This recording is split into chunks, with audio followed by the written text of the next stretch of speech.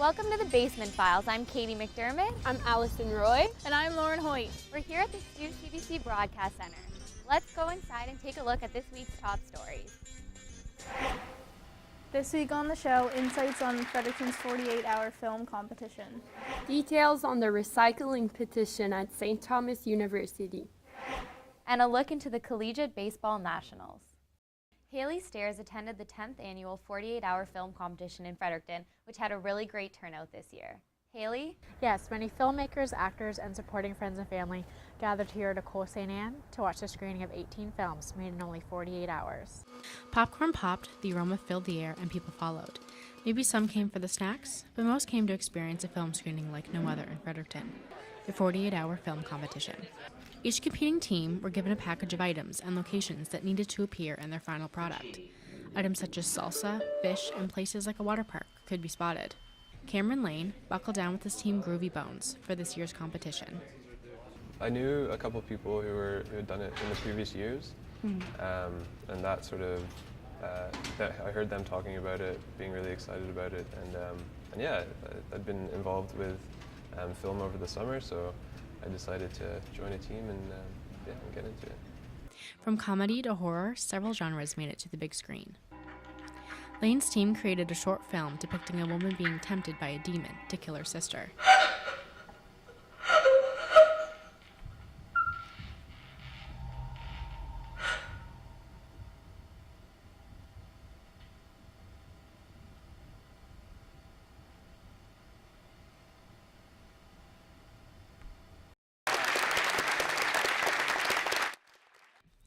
After the screening was over, judges gave it awards such as Best Music, Best Screenwriting, and Best Use of Inspiration Package. The judges weren't the only ones that had a say in prizes.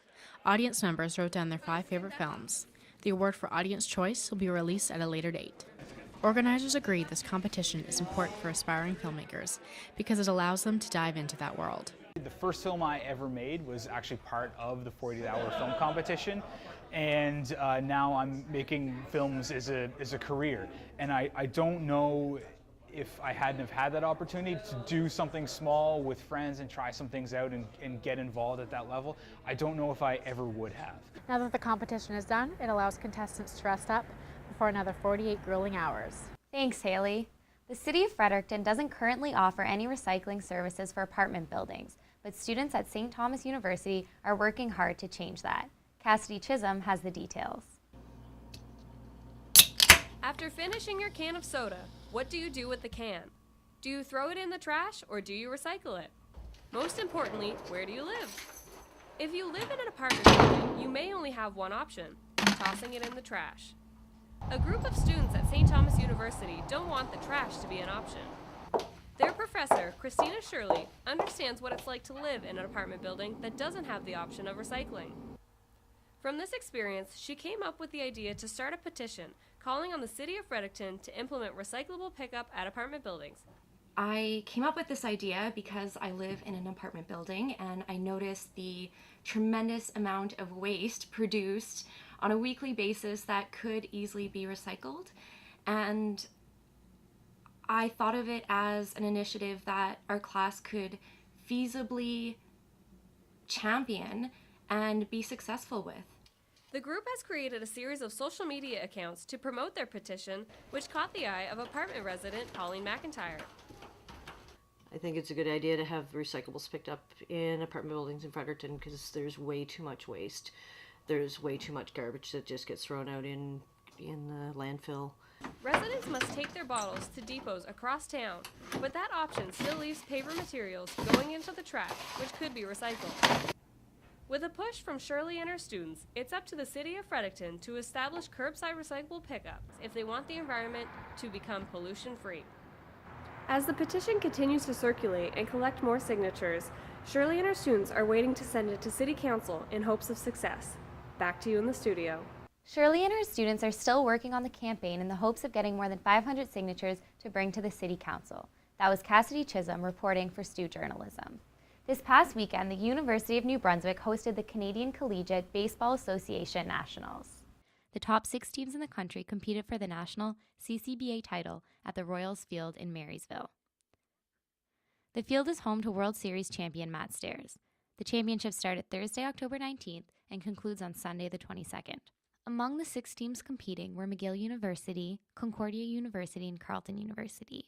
Maritime representative schools were Dalhousie University, Acadia University, and host team UNB. Between innings, the tragically hipped blared through the speakers, the smell of popcorn and pizza wafted through the air, and sunflower seeds were blowing across the bleachers.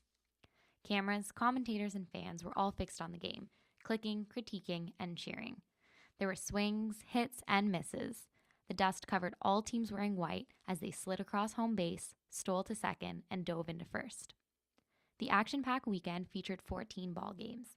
In the end, a winner will be crowned, but all participants will have had the experience of a lifetime. If you're online, you're sure to see advertisement. Ads for food, landscaping, and everything in between. Jonathan Duffy has news on the adpocalypse. Thanks, guys. From newspapers to magazines to radio, and now...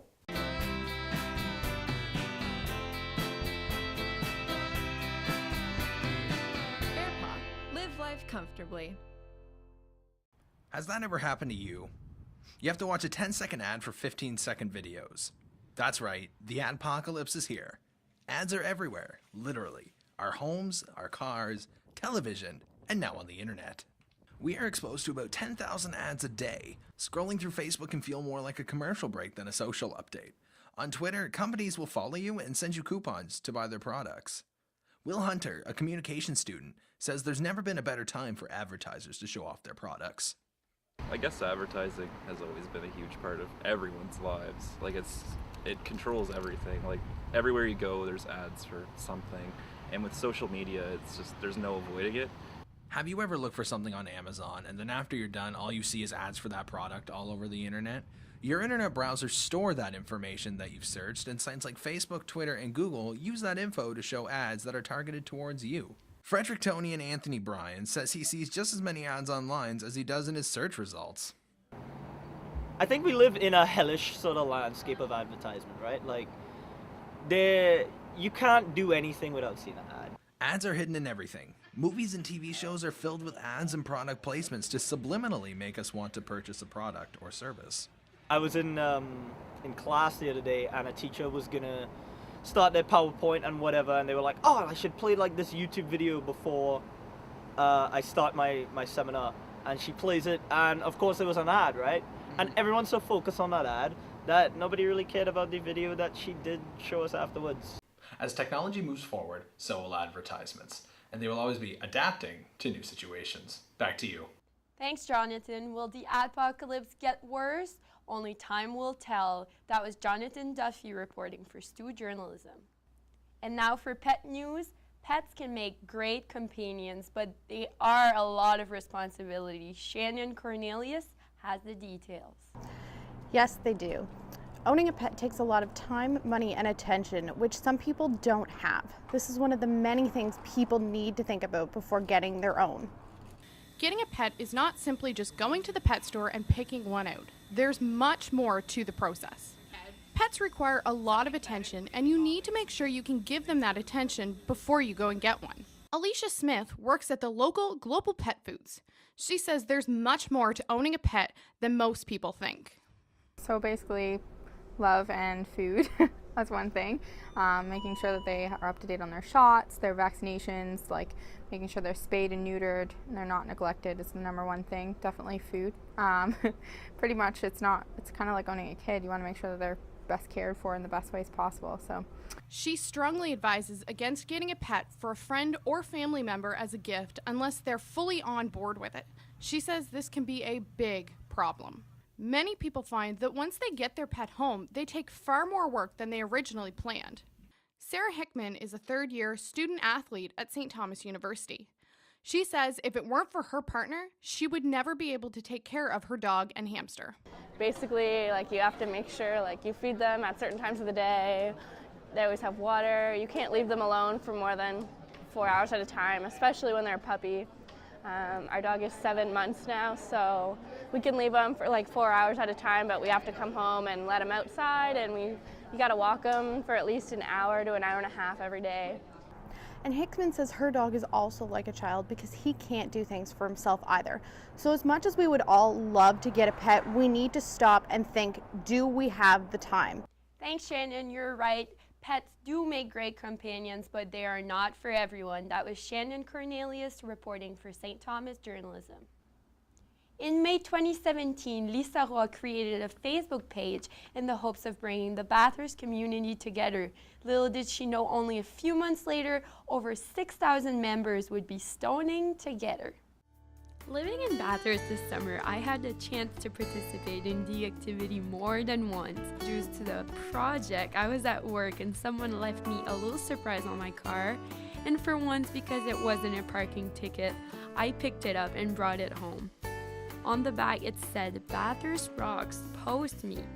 And that's when I discovered Roy's Facebook group and all the other rocks that were going around. Everyone, and that's barely exaggerating, everyone were painting rocks to hide around and then hopefully be found by someone who'd posted on the group.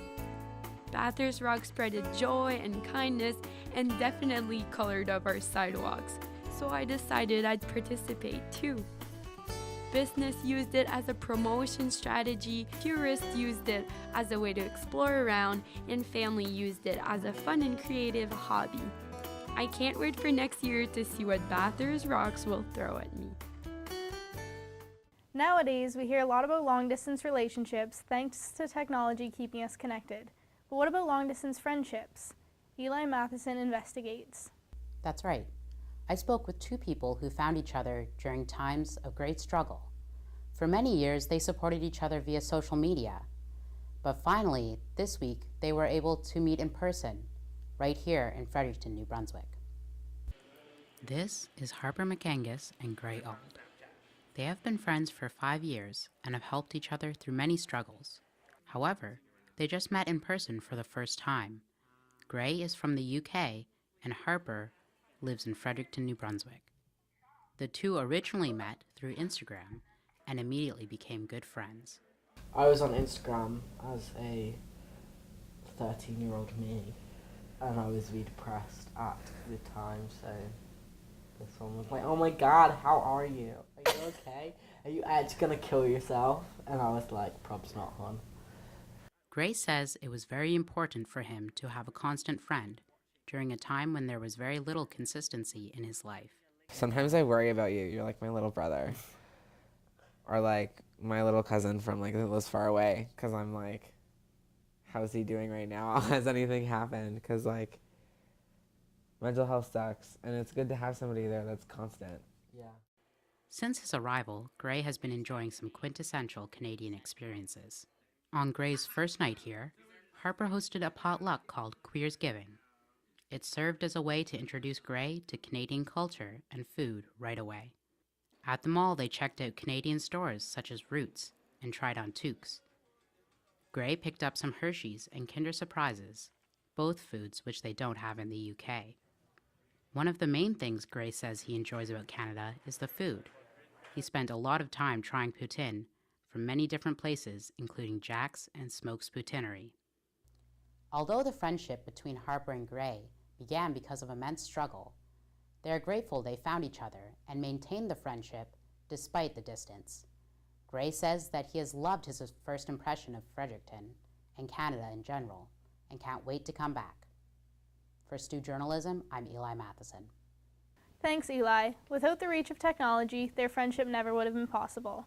That was Eli Matheson reporting for St. Thomas Journalism. A company claims to have found a natural solution to just about every health problem. Essential oils are a booming product, and some see them as more than just a relaxation tool. Isabelle Agier has the details on the story. Thank you, yes. doTERRA is a company promoting the benefits of essential oils and is earning a large profit off of doing so. According to them, these oils can cure just about anything, from a headache to cancer. What does this mean for modern medicine, and is it all just a gimmick? It's time to light your candles and turn on your diffusers, because a company thinks they can solve all of your health-related problems in an all-natural way. A company called doTERRA is informing the public about essential oils by teaching classes all over Canada and the States. They claim that essential oils are a healthier alternative with the same strength as certain antibiotics such as Advil and Tylenol. Whether you have dry skin, fatigue, a stuffy nose, or even mental illnesses such as depression or schizophrenia, there is apparently an oil for you. Well, my first introduction to essential oils was through my daughter. She has a lot of allergies, so our neighbor was into essential oils, so she kind of introduced them to her, and then my daughter brought them home, and it would, she'd use different ones to help clear her sinuses in the evening when she goes to bed. Diane says that these oils prevent her from having to use antibiotics that are harmful to our bodies in order to get rid of her constant headaches. An essential oil called peppermint has apparently done the trick. If you have a headache, you just rub it on your forehead, on your temples, behind your ears, and on the base of your neck. It gives you that cold, hot feeling, and that's very good for headaches. Caroline Obi is a new doTERRA sales representative. Her journey started with the company because these oils helped her with her allergies. But when asked what these oils help her with today, she says, my anxiety and just sleep. I get a lot more sleep now with the oils that I've been using. And just my mood in general, I guess. I feel a lot better now that I've been using them. And just kind of more awake and alive, I guess. The king of all oils is called frankincense. doTERRA claims that it can help with a large portion of mental illnesses as well as many other health problems. During their classes, they tell stories of how certain consumers with cancer say that this oil has the power to shrink tumors. Tumor shrinking. Kind of like an antioxidant. So it's good for proper cellular function.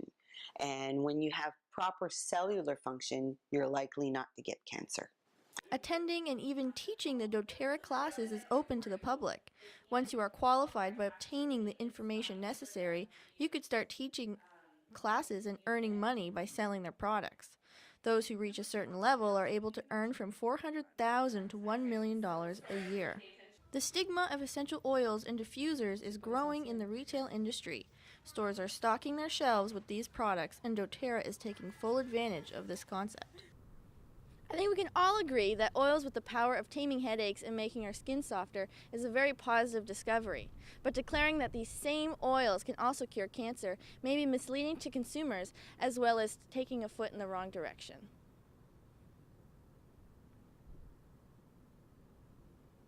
Back to you. Thanks, Isabel. That's certainly something to think about.